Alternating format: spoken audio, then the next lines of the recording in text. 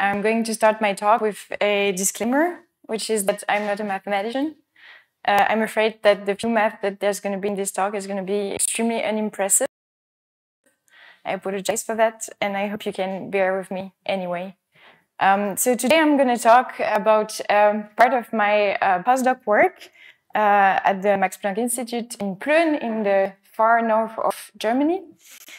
And this work is about the selection gradient that applies to microbes that hosts associate. So I'd like to start talking a little bit about fitness. Fitness in the lab is often measured as just a replication rate for microbes in a single environment. And yet we know that for many organisms, they have to undergo a whole life cycle to produce offspring. And each of the steps of those life cycles can potentially contribute to reproductive success. So for example, with these sea turtles, you have, first of all, surviving to adulthood. You have potential migration to the appropriate environment to produce your eggs. And in the case of sexual reproduction, as it's the case in this example, you have to find the right mate. So this concept has proved important in the context of both pest management and species conservation. So although the aims of those two things are completely opposite, I think the important thing is to find the Achilles heel of the life cycles of those species of interest so that you can act upon it and manipulate it the way that you want. But I am more interested in a smaller scale, which is the scale of microbes. At the scale of microbes, this is also a concept that has been explored quite a lot in epidemiology, where there has been work on trade-offs between virulence and transmissibility. And also it's important in the works on the onset of multicellularity, for example. But I'm in particular interested in microbes that host associate.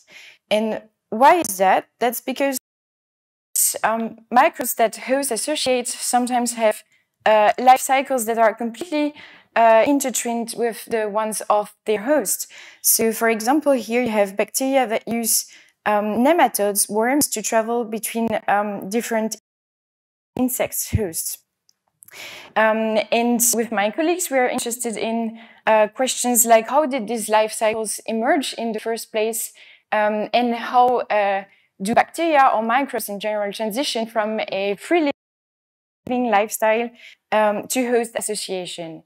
And we have a working hypothesis, which is that in this transition between free living lifestyle and host association, there are biphasic life cycles that are of huge importance. So biphasic life cycles where microbes spend part of their time in the environment and part of their time in the host. And we believe that these kind of life cycles are not only important because of these transitions, but also prevalent for many microbes. Now, as a modeler, the questions that I want to ask are, how can I characterize the life history traits contribution to fitness? And once I have done that, is there an optimal strategy for the bacterial or microbial population to maximize its fitness? And once I have done that, can I predict the selection gradient that applies on these traits and confront it to the experimental outcome of evolution? And in order to do that, I have developed different toy models, minimal models of biphasic life cycles, and today I'm going to present 3 of them. And I will start right away with the first model, which is inspired by SI models in epidemiology. So in this model, I look at 4 different types of habitats. You have host habitats here on the left, and you have environmental habitats on the right.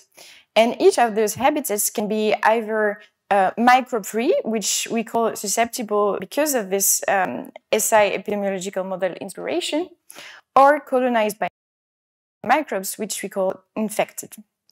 And I very simply write a system of ODE to describe the dynamics of these habitats, and this is how it looks like. So you have a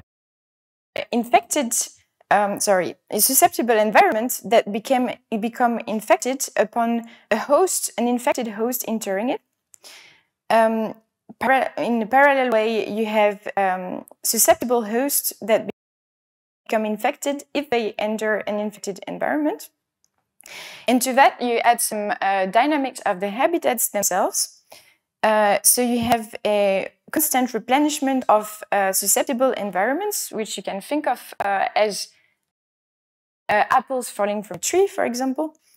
And you have some logistic growth of the host habitats, which we consider without any vertical transmission, meaning that the offspring of infected hosts is susceptible. And to all of that, we add a little bit of depth for everyone. And from that, what I studied was the propagation of the infection across the habitats, so the proportion of infected habitats. And if I plot this in function of the product of the transmission rates, what you can see is that below a critical value, there is absolutely no propagation in the population of habitats, and above a certain value, there is. So there is a kind of R0-like criterium. And it's interesting that this criterium actually depends on the product of those two transmission routes, because it suggests that there is a trade-off between those two routes. And this is what it looks like when there is actually some transmission. So you transition from very few infected habitats to a new equilibrium. So in this very simple model, I only keep track of the dynamics of the habitats. But I only have habitats that are either infected or susceptible, completely empty, and I do not keep track explicitly of the microbial population in it. So this is what I do in my second model, where I have an explicit microbial population. And this is, again, a very simple model where you have two compartments, a host and an environment, and I keep track of the microbial population in each of the compartments. And in each of the compartments, you have replication at a certain rate, and you have migration between those two habitats. And this time the habitats are fixed. There is no habitats dynamics. So you can write very simply the ODEs to keep track of the microbial population in each of these habitats. And I write it as a matrix population model, because then I can calculate the largest eigenvalue of this matrix, and this gives me the growth rate, the global growth rate of the microbial population across both habitats. And this is what I use as a proxy for fitness, because this is going to depend on all the parameters that characterize the life cycle of microbes that are in the system. And here I plot this global growth rate in a projection of my parameter space, where I have on the x-axis the within-host replication rate. So I assume that the environmental replication rate is fixed, which fixes time in my system. And I assume that the initial migration rate is symmetrical, so that ME equals MH. And what you can see is that there are two ways to maximize this global population growth rate. It's either increasing the within-host replication rate or decreasing the transfer rates. And this is maybe a little bit counterintuitive, but the reason for that is simply that you want to spend as little time as possible in the compartment where you replicate slower. But the question that I am more specifically interested in is if I start from a certain point of my parameter space and I have only a small jump to invest in my own evolution, should I start by increasing the growth rate, the replication rate ratio between the two compartments, so increasing my replication within the host, or should I decrease my migration rates? And in order to answer that question, I simply look at the sensitivity of the global population growth rate to the different parameters. And when I compare the sensitivity to the different parameters of my model, I can actually separate my parametric space into different regions of different optimalities, of different strategies, which means that above this line, the optimal strategy is to first increase the within-host replication rate, and below this line, it is to decrease the migration rate. And on the line, both strategies have exactly the same effect. And then I also looked at what happens if you start with asymmetric migration rates, which you can see here on the left. So essentially, it doesn't change the general look of this parametric space. You always have those two optimal strategies. Sometimes when you take some extreme values of the asymmetric parameter, then there is some appearance of other strategies, but yeah, qualitatively it looks quite similar. Then I also looked at all the possible competitions that there could be between bacteria within the host, within the environments, or cross-competition. And this is what it looks like, this line that separates the different regions of optimal strategy with different values of my competition parameter in the case where you only have within-host competition. And what you can see is that, of course, when you have a very few competition, it looks like exactly how it looked like without it. And then there is a transient effect. Actually, if you plot it with the times at which you calculate the effective growth rate instead of the competition parameter, you find exactly the same behavior, and it converges to the equilibrium, the line that you can calculate from the equilibrium population sizes.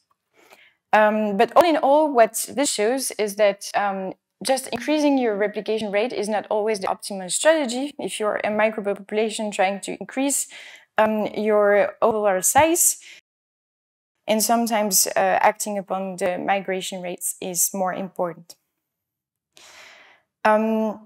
Now I will go towards the modeling that is closest to the experimental work that is actually motivating all of this work, and that necessitates to combine both aspects of the two models that I have shown so far.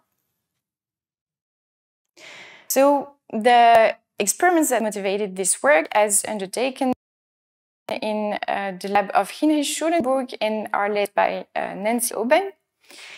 And Nancy is studying microbes that are naturally associated in the intestinal microbiota of C. elegans. And she performs evolution experiments on those microbes.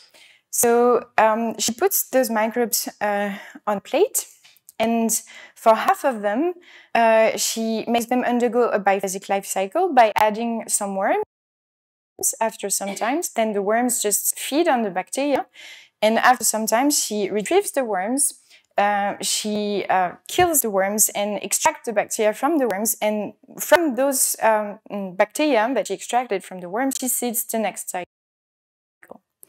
And she compares how these bacteria evolve for a bunch of cycles of these biphasic life cycles with just monophasic life cycles where there are no worms and just growing on a plate, taking a small fraction and seeding a new cycle in. And at the end of those very long evolution experiments, she keeps those bacteria and she performs some additional follow-up experiments where she measures the phenotypic traits of the evolved bacteria by measuring, for example, their ability to colonize hosts, their ability to maintain in the host, to exit the host, their motility on the plate, and their replication rates on the plates.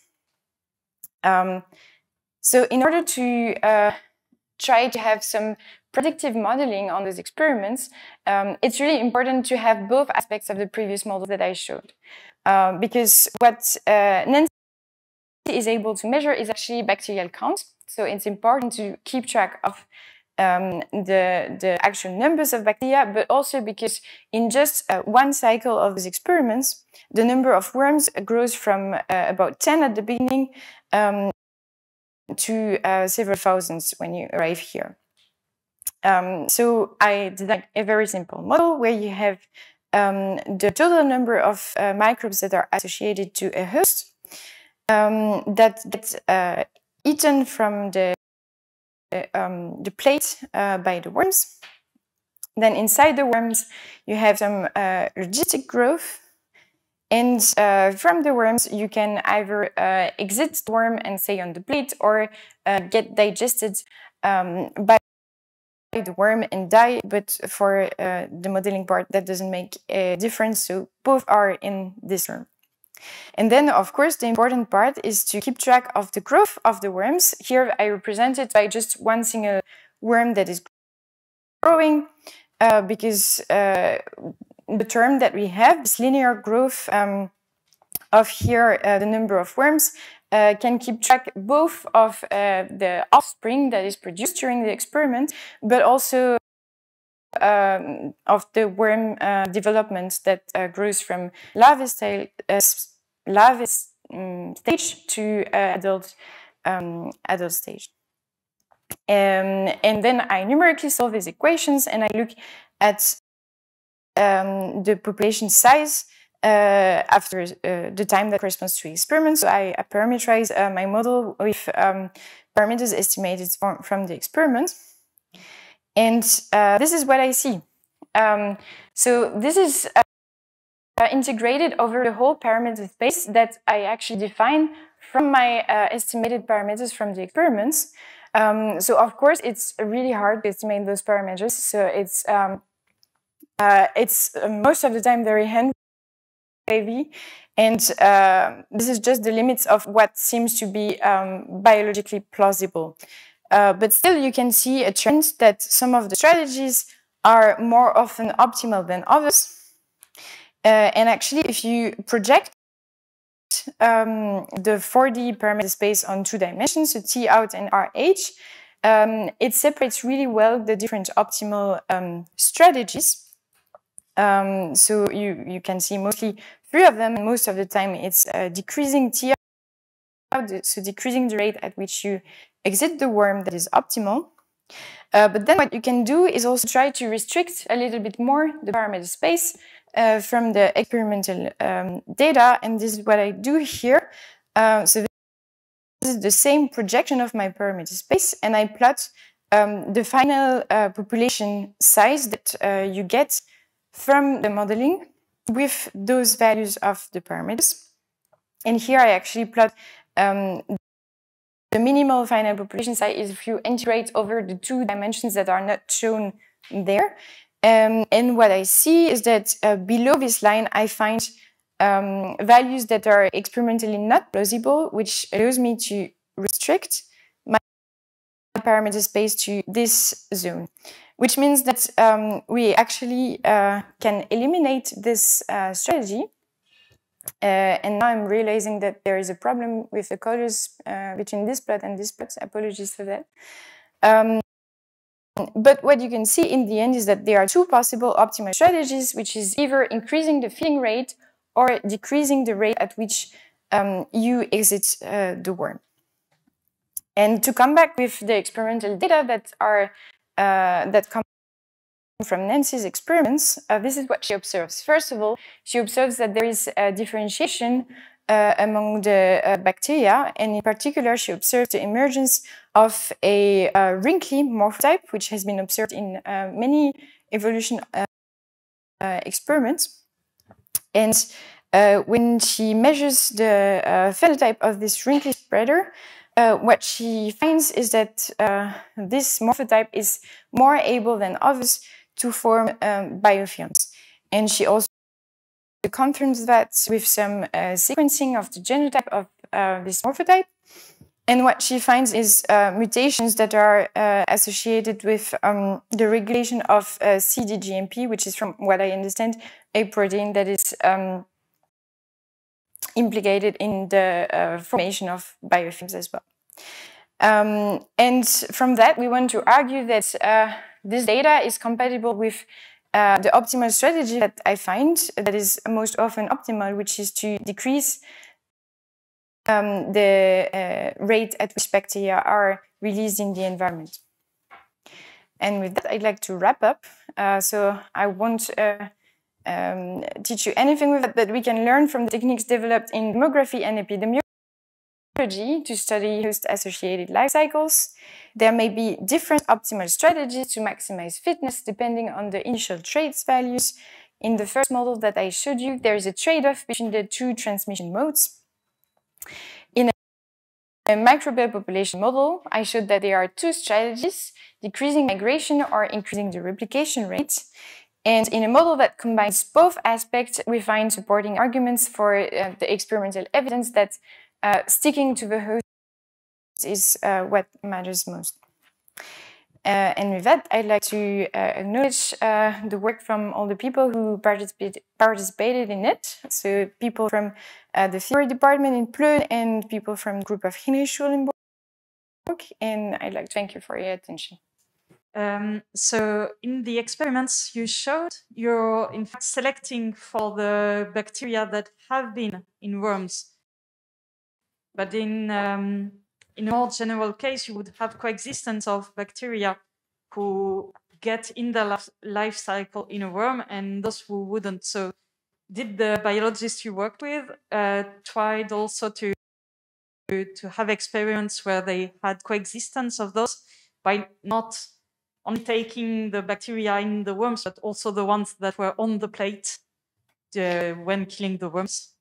Yeah, so it's a good question. They do not do that, unfortunately. I think the rationale behind that is that they are trying to optimize the chances to see an effect. And yeah, of course, if you select just for one thing, then probably it's going to be easier to see something. But it's a good question also from the modeling perspective, because you notice that in the first microbial population model that I showed, I look at what optimizes the global population size, but in the second model, I look at what optimizes just the population size that is inside the worm. And that's the reason why, because they just select for what is inside the worm. Thank you. Thank you very much for the nice talk on a nice topic. I was reminded of all the work of Minus van Balen and Maus Sabelis on the so-called milk killer dilemma, which is about renewable resources. And when you own such a resource, you should be prudent and not kill it, because it will give you a long yield if you milk it.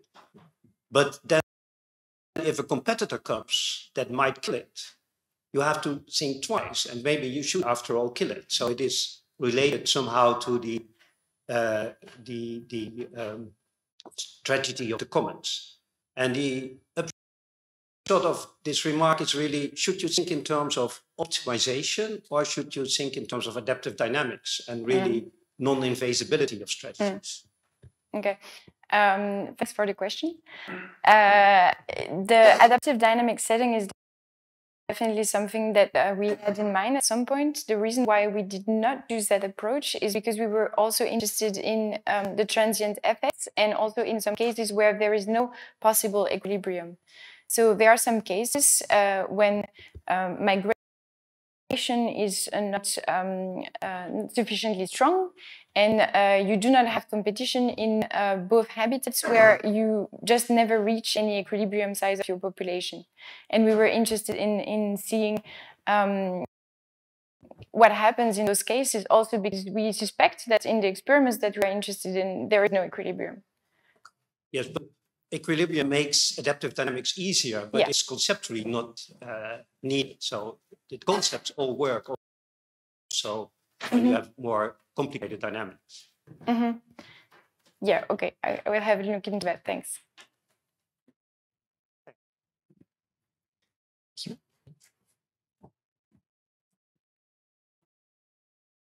Hi, thank you very much.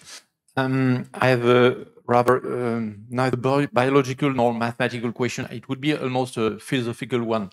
You try to understand how different life cycles could emerge. And well, in the history of life, there have been a lot of invasion of and so on, mitochondria, for instance, and so on. So maybe all of these life cycles already existed. And if you raise the question of whether they could appear, then there's a question which is not obvious, which is the time scales on which you would see. And here, I guess that you cannot have a million years to make experiments. So do you take it into account? This is my first question.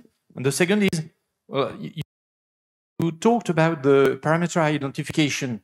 Are you sure that these parameters are identifiable?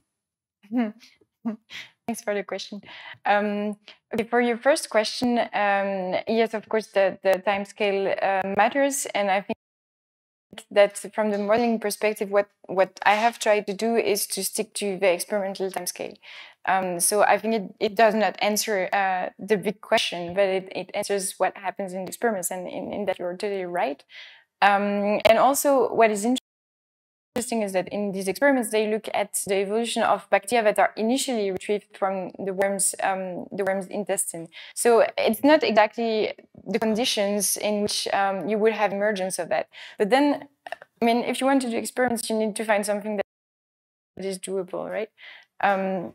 So I think what they are thinking about doing at the moment is to sequence many different microbiota from many different hosts, and to see how universal this ability to form biofilm is, and maybe that will give another indication. Now, for the second question that you asked, the answer is clearly no, I would say, because in the experiments, it's almost impossible to design experiments where you can separate the different effects, although sometimes you can actually get closer to it. And I'm thinking, for example, in very nice experiments that are made in the group of Brendan Bohannon, who works not with C. elegans, but with zebrafish, and where they have the ability, because the animal is a little bit bigger, to actually force feed it and to force the ingestion of bacteria, which means that there is one parameter that you actually have some control over. But this is unfortunately not something that we can do with C. elegans, and again, we just have hand-wavy arguments.